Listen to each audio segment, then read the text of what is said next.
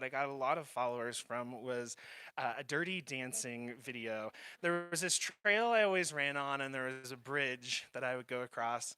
And it looks nothing like the bridge from the film, but it always reminded me of that scene from Dirty Dancing. She's learning the choreography, and she's dancing on that bridge and gets frustrated. And I was like, oh, what if I just brought my camera up here and recreate that and see what happens and post it? And it did so well. It did so well. And I think people see that and they're like, oh, this is unique. Like this guy, he's a bigger guy with a beard and he's dancing and maybe running and what's going on? And I think it seems so weird from the outside, but my family are like, this is really weird that you're making a living filming yourself doing dances in the desert, but it also kind of makes sense because I took dance classes when I was a little kid. I come from a musical theater background. That's what I always did. Somewhere along the line, like I explained, I got distracted by trail running, but it actually makes a lot of sense that I'm dancing in the middle of nowhere, making silly content for strangers. What was the question? Did I answer the question? Y'all are gonna, it's a constant struggle with my crippling ADHD, so good luck, y'all. Did I answer it? Cool. Yeah, well, it's hard to find the funny in it a lot of times, to be honest. And when I first started doing stand-up, I had a comedy coach who she grew up in New York. She grew up in the Bronx. And the fact that I grew up on a pig farm in Missouri blew her mind. And she was just pumping me you've got to write about this. There has to be so much stuff. And there's a name for it. I can't remember the name for it. But there's this kind of thing that happens in comedy writing and stand-up where it's hard to find the humor in the things that are really normal to you. The pig farm is not weird to me. Isn't that normal? And it's not. And so it can be really hard to remember oh, okay, not everyone when they were 10 years old castrated thousands of pigs on a Thursday. I guess that's not what everyone else was doing. So it's hard, and it's hard with running too. It's hard to think about what's funny to other people. And most audiences that I'm in front of are not runners. So you also, y'all, we could laugh for hours about blisters and almost pooping our pants. We know what it's like. But to try to find things that are funny about running to people who aren't runners, it's a challenge. It's really hard. But it's where I write my best material. I think this is disappointing for people to hear. I don't run with music or audiobooks or anything ever because it is one of the few times that I can get my brain to shut off, kind of go numb. It's very meditative, in a sense, as long as I'm not going up a hill. So anyway, the shower and long runs are a great place to write material. Oh,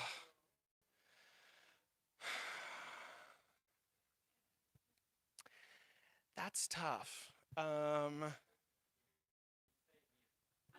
I didn't want to make it awkward for everyone else, but I don't know. You know what? My answer to the who would you want to have dinner with is always Jesus. And my friends are always so weirded out by that because they're like, you are not religious. At all.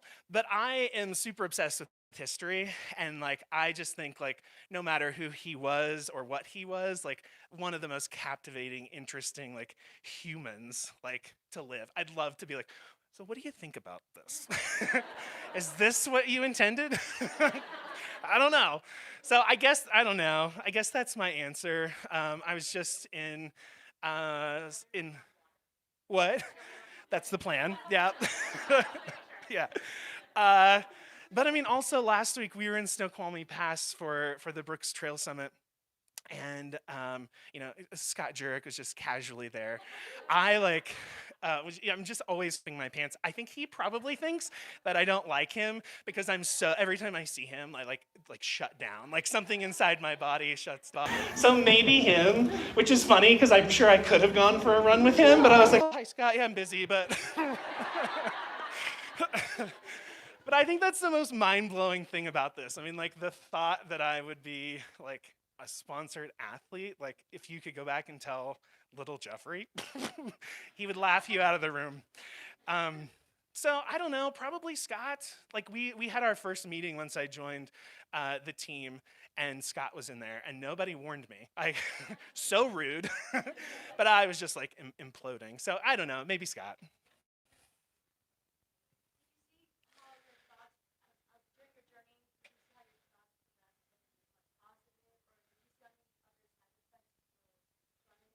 Oh yeah, I mean like the parallels are through the parallels between ultra running and doing literally anything hard are like so obvious. It has affected everything that I have done or will do since. I think the most like magical moment was just a random Tuesday in California. I was out for a training run and it was really bad. It just got, we've all had those runs. It was really bad.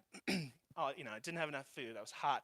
All the things. I got to my Jeep for like a quick breather, and I called my sister. She'll never forgive me for this. I called my sister, and I was like, "Hey, I think I'm gonna pass out. I just wanted someone to know." She was in Missouri, by the way. I was in California, and she was in Missouri, and she was like, "Where are you?" And I said, "I don't know," and then I passed out. So we had some conversations after that. I got a, a Garmin InReach. Um, but I came to and like pulled it together and went back out, and I just made a conscious choice to not stop. Like there's no reason to keep going. But I was like, I'm not doing any like irreparable long-term harm. It's just that I'm uncomfortable and I need to eat more and I need to drink more. So let's just do it. And it turns out some really magical shit happens like when you don't stop. I ate and my blood sugar was fine and my mood improved. I got a second wind. I wasn't going uphill anymore. And so it just taught me a huge lesson that it really is temporary and we can deal with so much more than we think we can. So, yes. Can you restate the questions because the virtual Yeah. people can't? Sorry, virtual people. Hey, are they getting to ask questions? Can they ask questions? Well, we don't know if you can ask questions, but ask them if you can. I'm sorry I forgot about you. I will be better. I promise. Yeah. Yeah, we'll allow it. Oh.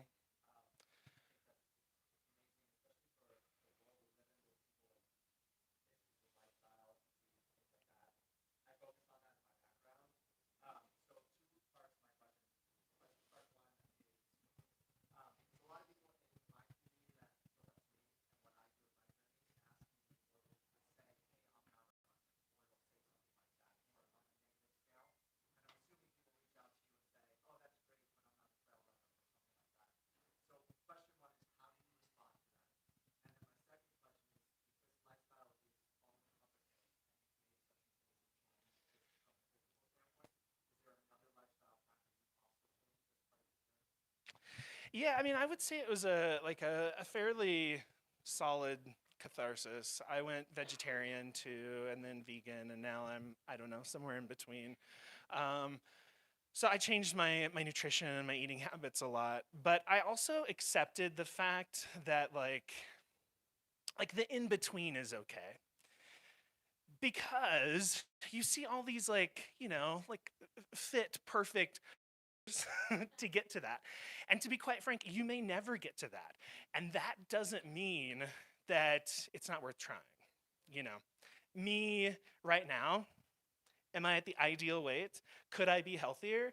Yes, but I'm a lot trying to censor myself in real time. I'm a lot healthier than I was 10 years ago. So I think just that. Well, it shouldn't be that novel of a thought, but it is because like people just see like one or the other. You're either not a runner or you're like a runner. But there's so many different variations of what a runner is. I know people who walk, almost exclusively walk. They're runners. Like they're runners. Yeah, exactly. It's walking alone and nobody knows.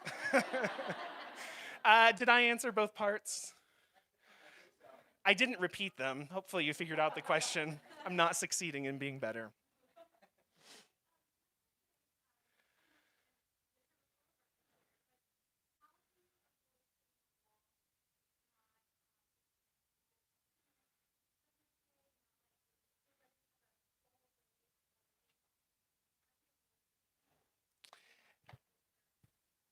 So she asked, how do I avoid hitting a wall?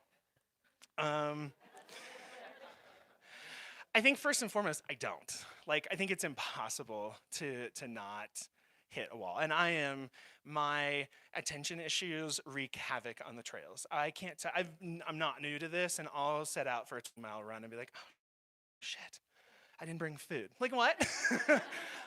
I mean, I think it's, at least for my variety of runner, kind of inevitable. I feel like the bigger challenge that I know a little bit more about is pushing through it and not letting it stop your day. And it's hard because sometimes it needs to stop your day. Sometimes it's serious, it's an old injury or it's something where like you need to stop. So I definitely don't take away from this that like Jeffrey said to push through all your injuries. But a lot of the things are temporary, and I think it's a skill to figure out like what's temporary and what you can push through. And I mean, I also think it takes a special personality type to like why. My husband's like, why, like why? Like you're about to pass out. Like you're literally about to not be conscious. Stop. But I don't want to. Like that's the fun of it.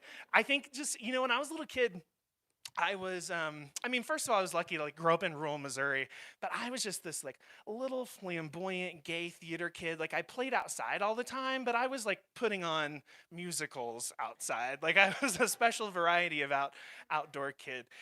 And like it all felt a little like Schitt's Creek-esque, just in that like, if you're Schitt's Creek fans, like I think one of my favorite things about the show is that like this is super rural Canada, and we just like nobody has a problem with the gay relationships. Like it's just like it's not even a thing. And like that's kind of how I grew up. Like, and I'm really lucky in that. Where was I going? Does anybody know?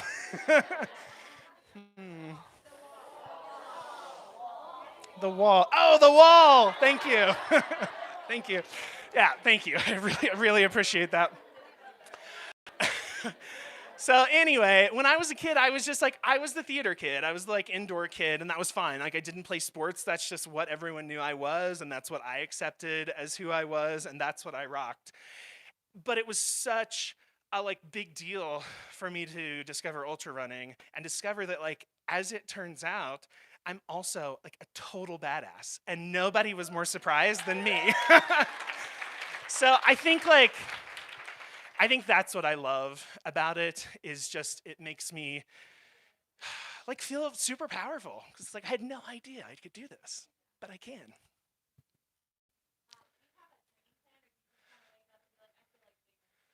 Do I have a training plan? No.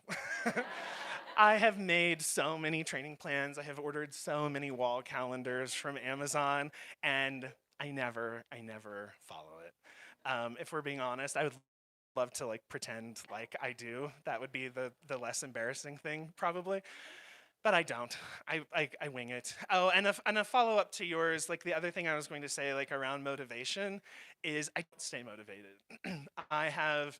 I've been doing this for 10 years, and I've had 2-year periods where I was just like at it, 50 miles a week, training for huge runs, and then I get burnt out, and I'm just not in the mood. I'm still active, I'm still running, I'm still hanging, but I mean, I did some 50Ks last spring, and I probably didn't run over 10 miles again until like a couple months ago, before Trans Rockies.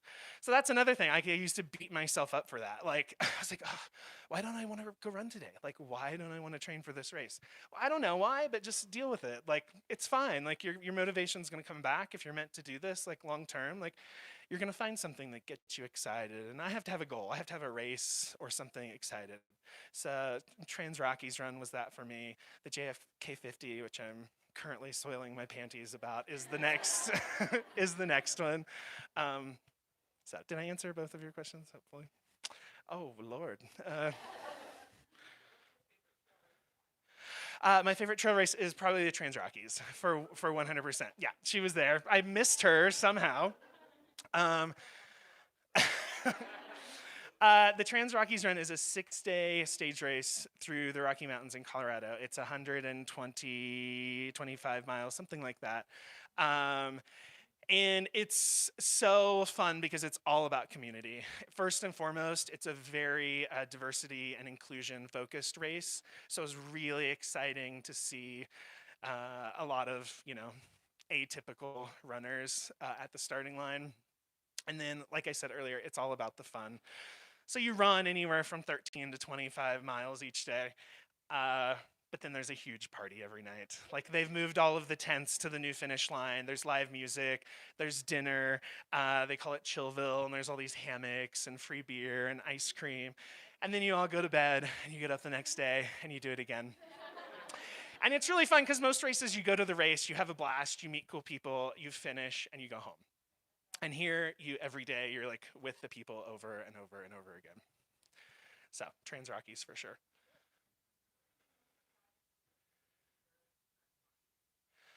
What am I most proud of doing in my current body? Um,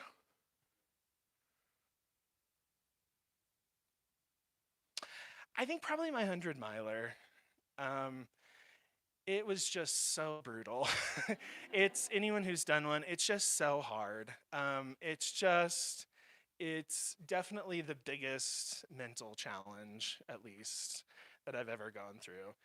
Because, if you've trained, you're at the point where, um, in theory that you can do it, but your body is just, it's literally falling apart. You're barely moving. And I fell somewhere in the middle and fractured a lung or a rib. Um, uh, you know, one of those things. I didn't notice it until it was like the last 10 miles, and I had fallen so long ago that I didn't even like put together that might be what it was, but I was starting to like have a hard time breathing and my chest felt weird, and I was like, this is probably just what happens at mile 90 of 100 miles, right? And then my sister was like, you fell earlier, do you think you did something? And I was like, I don't know. So we went to urgent care. And at that point, I was like, please have a fractured rib. I've like made such a big deal of this on camera. I was like, please God for the clout. But anyway, definitely the 100 miler, and mostly like because of the mental component. Sometimes it gets dark out there, Yeah. Oh, well, that's a complicated question. What state am I currently in? Salt Lake City. Um, for 3 more days. And then moving back to Los Angeles. I lived in Los Angeles before Salt Lake. Oh, got some SoCal folk. So yeah, a lot of you. Yeah, so Utah is gorgeous. I love it here. Yeah, it's pretty epic. Um, I am excited to have year-round weather though. Like the most successful I've ever been as a runner was when I was able to train all year. And to be fair, Nikki can attest, like you can totally run here in the winter, but I'm a real baby about winter winter running. Also out of practicality, like I'm a big dude and I sweat a lot, and it's hard to go very deep into the mountains in the winter because I get so wet that if like something should happen and I can't keep running, I would be hypothermic pretty quickly. So I get pretty paranoid about that.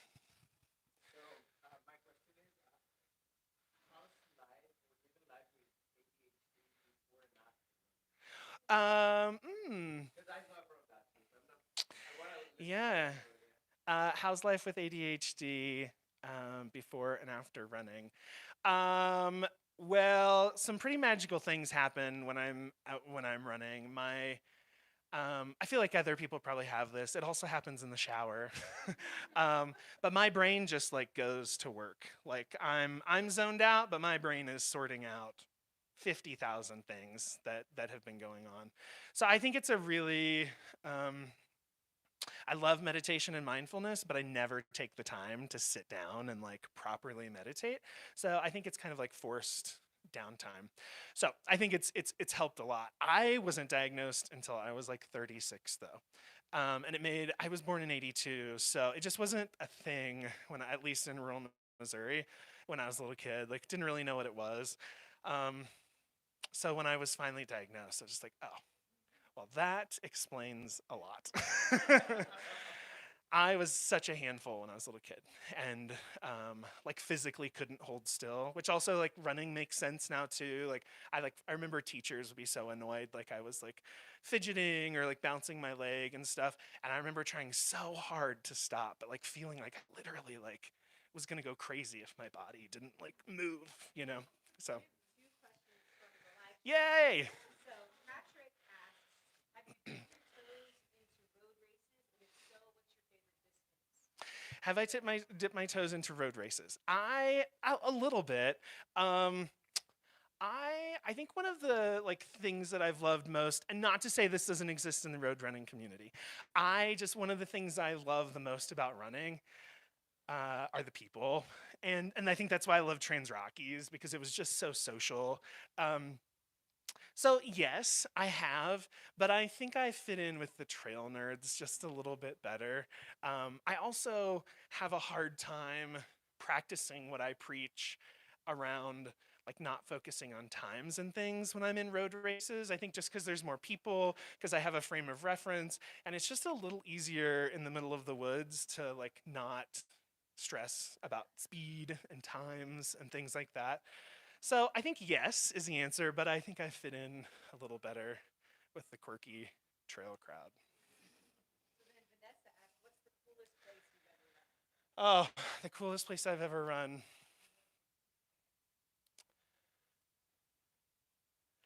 Probably Banff in Canada. Yeah. I like have this weird thing where like when I see things that are really pretty, it like overwhelms me and I start eyeing. And it happened in Banff. It happened at what's the cathedral in London, Westminster? I don't know. There's just a few times in my life where I've seen like things that like visually were just like, wow. And that was one of them. Yeah, I was just running. Like, Yeah, she actually said, Vanessa, who asked the question, said that she's been wanting to go there too. So oh yeah, it's amazing. And I was there not in a like my normal dirtbag capacity. I was a nanny for a family in Beverly Hills at the time, and they went on vacation there. And if you know Banff, there's a gorgeous Fairmont hotel right on Lake Louise, which is this like surreal turquoise lake. If you've seen a photo of Banff, you've seen a photo of Lake Louise, and we had like a suite on the corner overlooking the lake, and it was just the best of both worlds. Like I was in this like God only knows how much it costs per night suite, and then I got to go like get dirty and explore during the day. So it was a pretty fun trip. uh, probably. Probably. The mother was South Korean, and when I had to leave that job, it was 2 months before they were going with me to Seoul for 2 months. So that was a pretty hard job to quit. Yeah, so I haven't been to Seoul. so I got to get sappy, so I will not get sappy. Get sappy. Thank you. I love crying in public. I'm proud of it. No, but I, even if it's though, even if you don't feel supported, sometimes you feel fully represented and just seeing yourself, Do it. seeing someone who looks like you going out to new things. When I think my first exposure to trail, it was like a lot of negative comments and a lot of Oh. judgment. And so I think subconsciously I never got past the marathon racing because I felt like it was a lot less. And so what you've done in your documentary and our talking to, I got so excited when I was like looking up these things running last night. So thank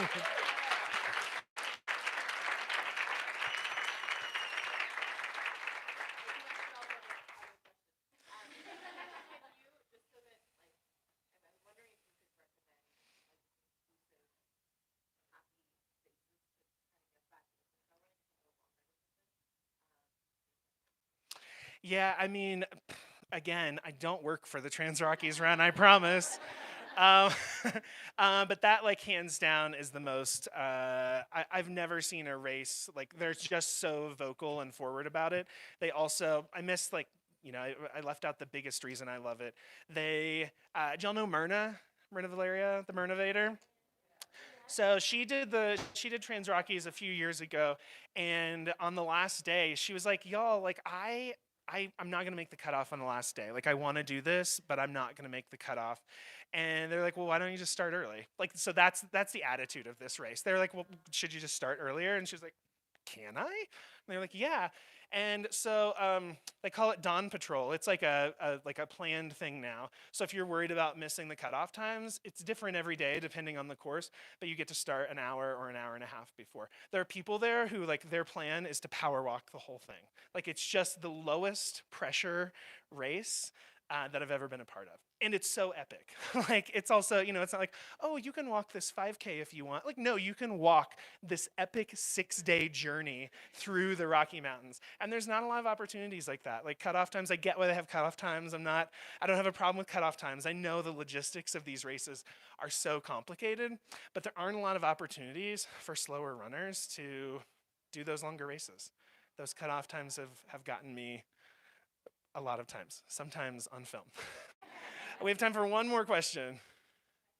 Hi. So I have a thank you, a comment, a question. I promise I'll be quick as I try.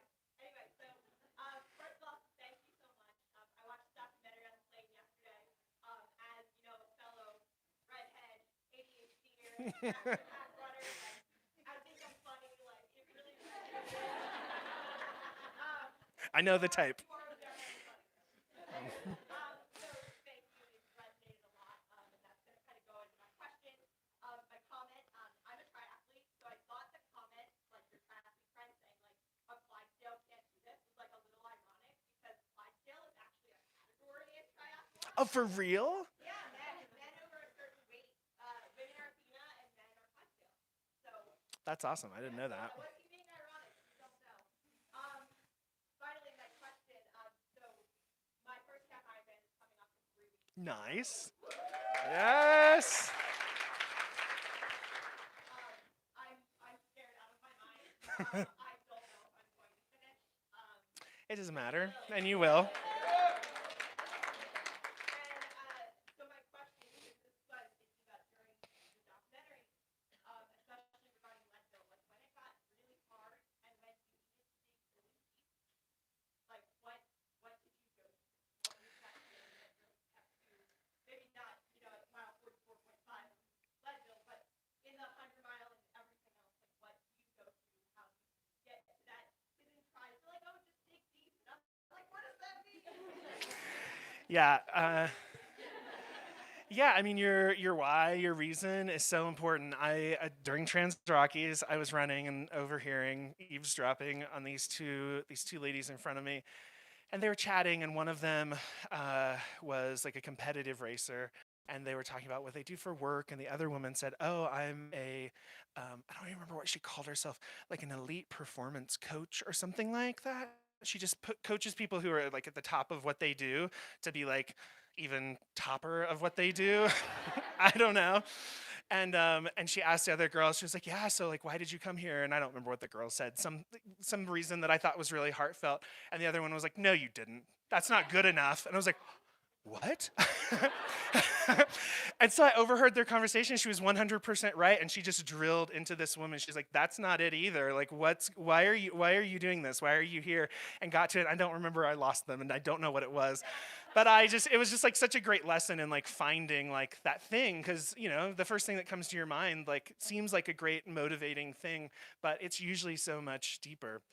I mean, I was really lucky that I had just a built-in unavoidable motivator, which was not dying at 58 like my mom of obesity caused illness. And same with the film. Everybody, for obvious reason, wants to talk about like, oh my gosh, like what was it like to run 100 miles? Tell us all about that. But arguably the filmmaking process might have been the harder of the two marathons. There were so many brick walls that we came up against, and so many times like almost gave up. Like it just, I mean, not only like not finishing Leadville, but like, money things and like just logistics, like just so many brick walls. But I just didn't have the option. And that's kind of what that woman was trying to get that other woman to the point of like, what's the thing that you like couldn't live if you didn't do this? Like the really important thing. And I mean, I was making this film to honor my mom, and there's no way that I could have abandoned the project and not finished it in some way and like lived with myself. So, that was mine, and I think it's so important to have those because when it gets hard, it's so easy to quit. It's really easy to quit. It's really hard not to quit. Did I go over? Oh no, we're spot on.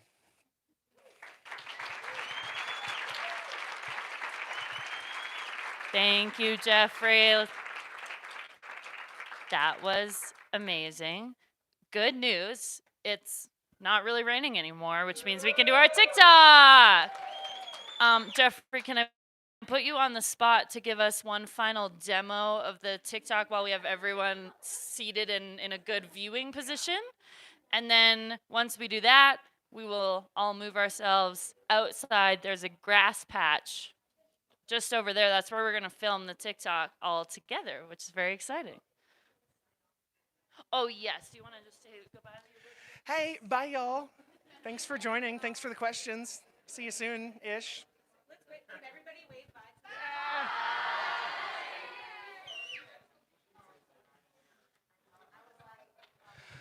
Okay, sweet.